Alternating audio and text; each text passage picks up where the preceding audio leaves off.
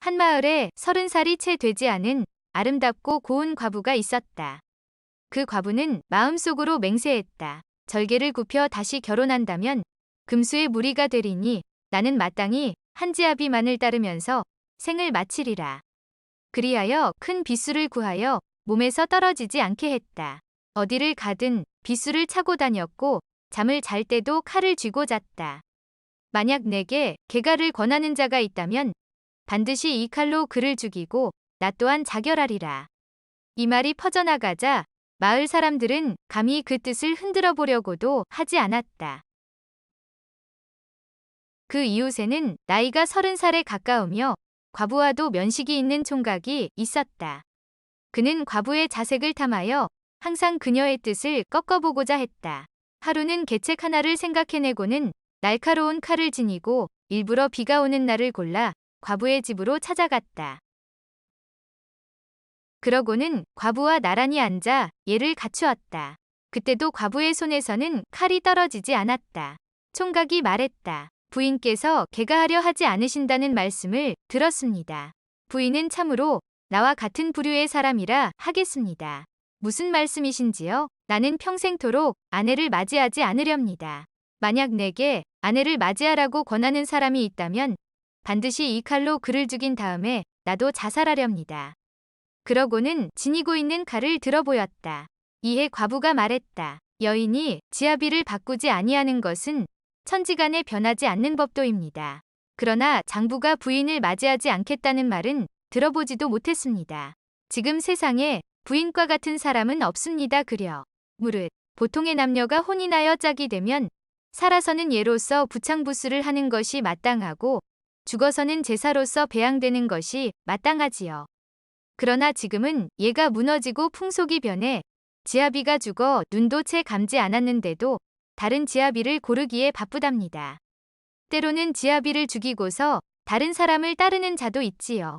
나는 여자를 모두 요망한 귀신으로 여길 뿐 장부가 가까이 할 것은 못 된다고 생각한답니다. 참으로 그럴 수도 있겠네요. 그러고는 종일토록 수작하는데 마음에 막히는 데가 없었다. 날은 이미 저물었으나 비는 아직도 그치지 않았다. 총각은 비가 그치기를 기다렸다가 간다고 했지만 밤이 깊어도 돌아가지 않았다. 어쩔 수 없이 두 사람은 같은 방에서 잠을 자야 했다. 두 사람은 잠자리 머리맡에 각자의 칼을 놓아두고 등잔불도 밝힌 채 누웠다. 총각은 거짓 몸부림으로 신체를 드러내고 마음을 놓은 채 거짓으로 잠든 척하며 우레처럼 코를 골아댔다. 그의 약물은 화를 낸 듯이 일어나 높이 치솟았다.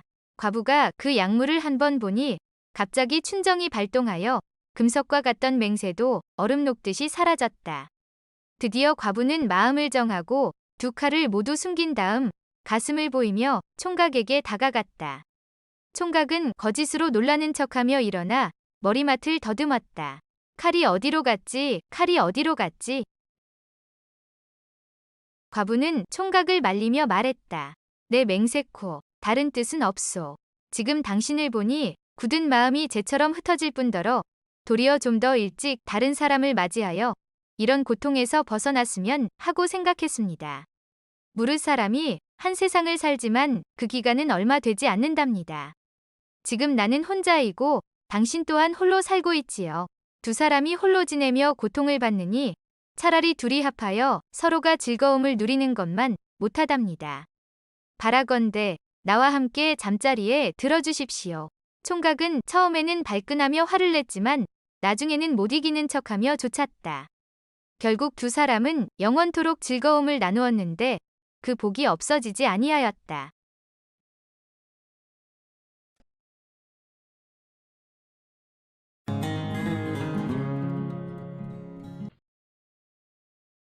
옛날에 어떤 선비가 한 친구와 친하게 지내니 그 친구가 선비의 집안을 수시로 드나들었다.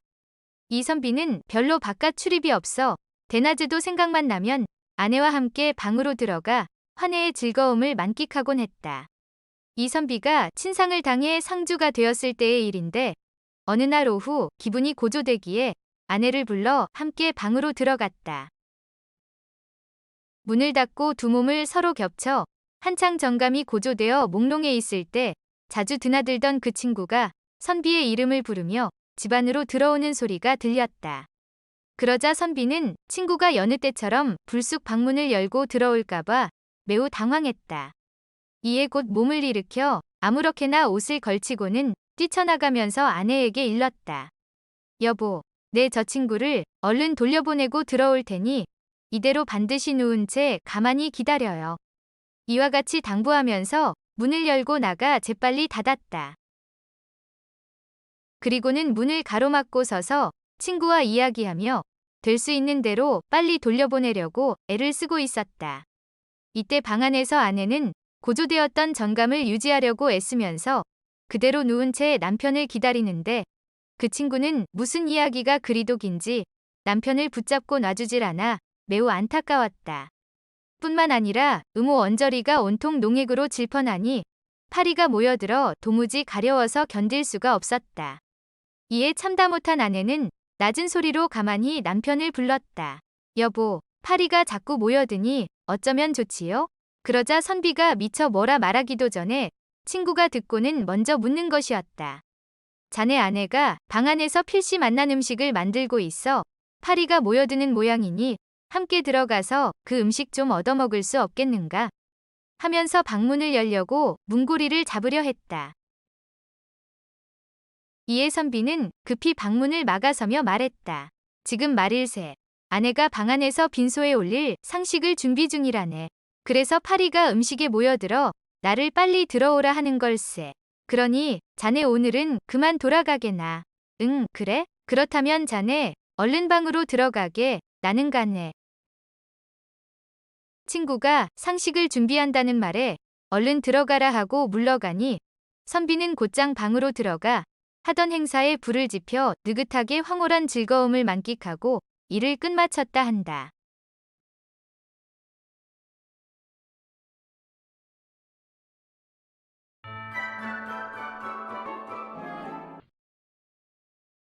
성천에 한 관비가 있었는데 음탕함이 지나쳐 약물이 큰 것만을 좋아하였다. 교생 남산수란 사람은 약물이 커서 항상 그 관비와 교접하고자 했으나 기회를 얻지 못했다. 그의 친구가 그를 속여 말했다. 내가 자네를 위해 계획을 짜주겠네. 관비가 매일 빨래터에서 빨래를 하지 않는가. 자네와 내가 그 시간에 맞춰 그 곁을 지나가는 걸세. 그때 나는 자네를 망아지 아비라 부를 것이네. 그러면 자네는 왜 자기를 욕하느냐고 하게. 나는 자네의 약물 크기가 말과 같기 때문에 그렇게 불렀다고 할 것이네. 그러면 그녀는 자네의 약물이 거대하다고 여겨 반드시 그 짓을 하려 할 것이네. 교생은 기뻐하며 말했다. 그러면 나도 좋지. 얼마 후 교생이 그의 친구와 함께 빨래터를 지나갔다.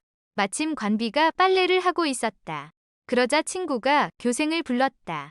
망아지 아비야, 너는 어찌 사람을 가리켜 망아지 아비라 하느냐? 네가 항상 안말과 교미를 하는 까닭에 망아지 아비라고 한다. 그러자 관비는 손뼉을 치고 크게 웃으며 말했다. 더럽구나, 저놈. 짐승과 가늠하는 무리이니 사람의 부류가 아니로다. 친구가 속이는 바람에 교생은 뜻을 이루지 못했을 뿐 아니라 도리어 망아지 아비라는 별명까지 얻게 되었다.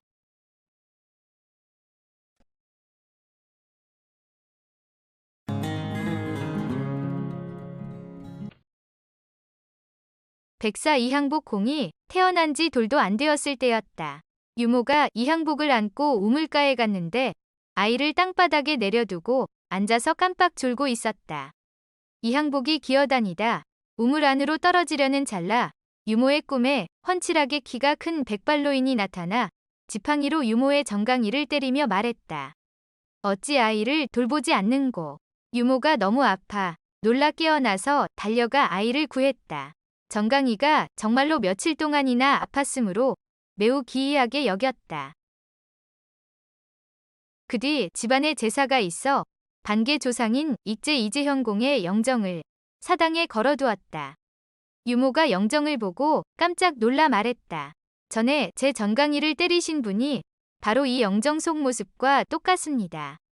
익제는 전대 고려 왕조의 어진 재상이다. 영명한 영이 3, 400년 뒤까지도 사라지지 않고 있다가 자손이 위험한 지경에 빠졌을 때 능히 구해주었다. 이것이 어찌 익제의 신령함 덕분이기만 하겠는가? 백사 또한 보통 아이와 달라 능히 신명의 도움을 불러온 것이리라.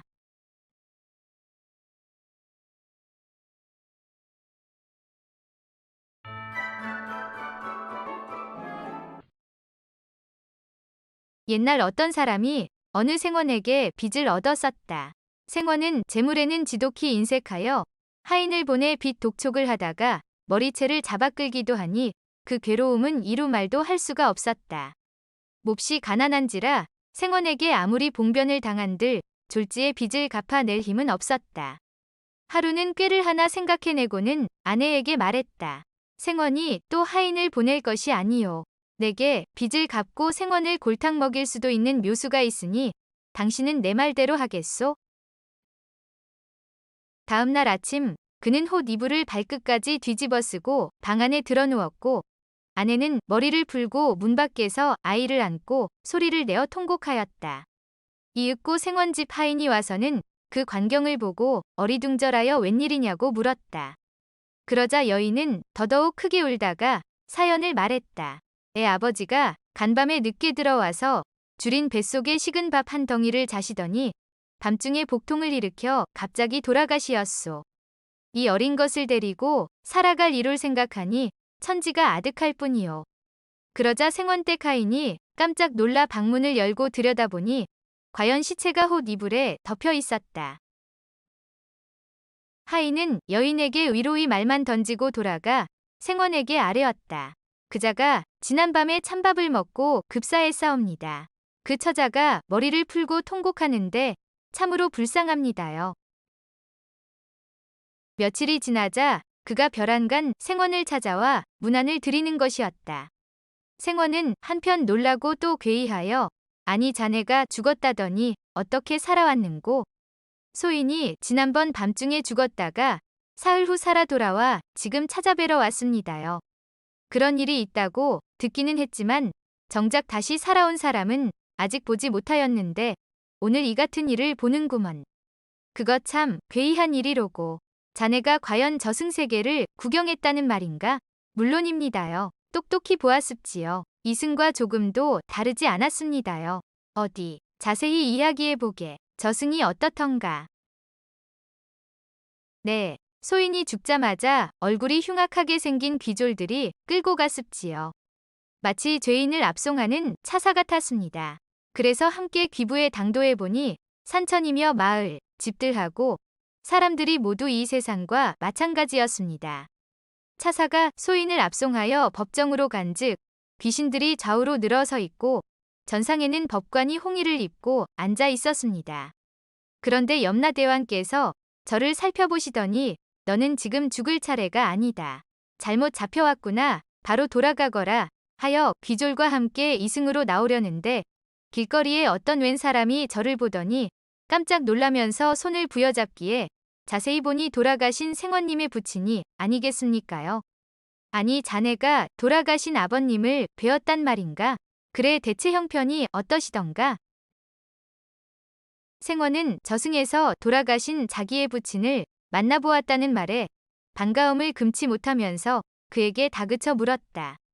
부친께서는 굶주린 기색이 역력하고 위복이 남루하여 몸을 변변히 가리지 못하신 데다가 번거지를 푹 눌러 쓰셨기 때문에 소인이 얼른 알아보지 못하다가 자세히 보고서야 비로소 생원님의 부친인 줄 알았습죠.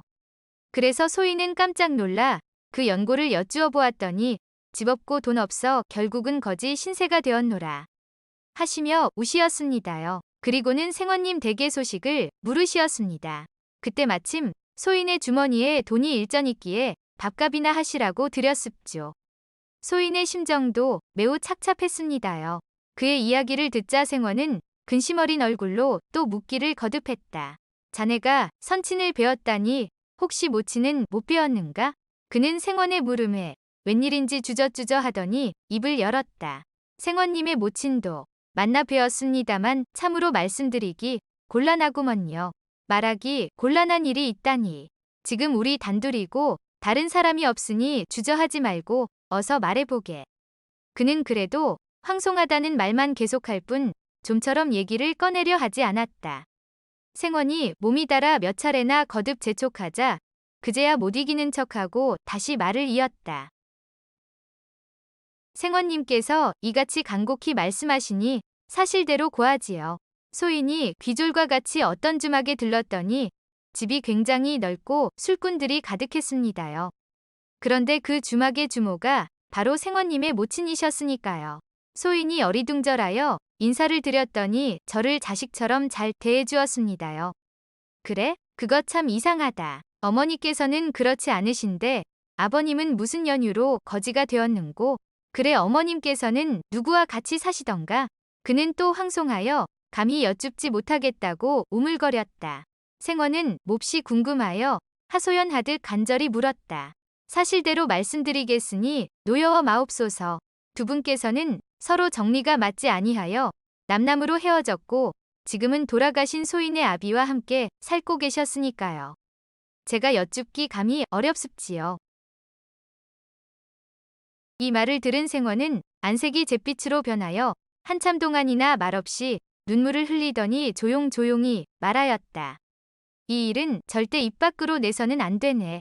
만약 남들이 알면 내 꼴이 무슨 꼴이며 집안 망신을 어떻게 감당할 수 있겠는가. 부디 남에게 발설치 말게나. 네네, 말씀 안 하셔도 어찌 이 같은 엄청난 일을 발설하겠습니까요? 고맙네. 그러면 자네의 빚은 특별히 탕감해주겠네. 한 푼도 받질 않을 테니 종종 우리 집으로 놀러와서 피차간 약속을 저버리지 않도록 하세. 생원님 말씀대로 하겠습니다요. 그리하여 그는 생원에게 진 많은 빚을 한 푼도 갚지 않게 되었다. 뿐만 아니었다. 생원의 집에 들릴 때마다 식사로 대접하는 것이었다.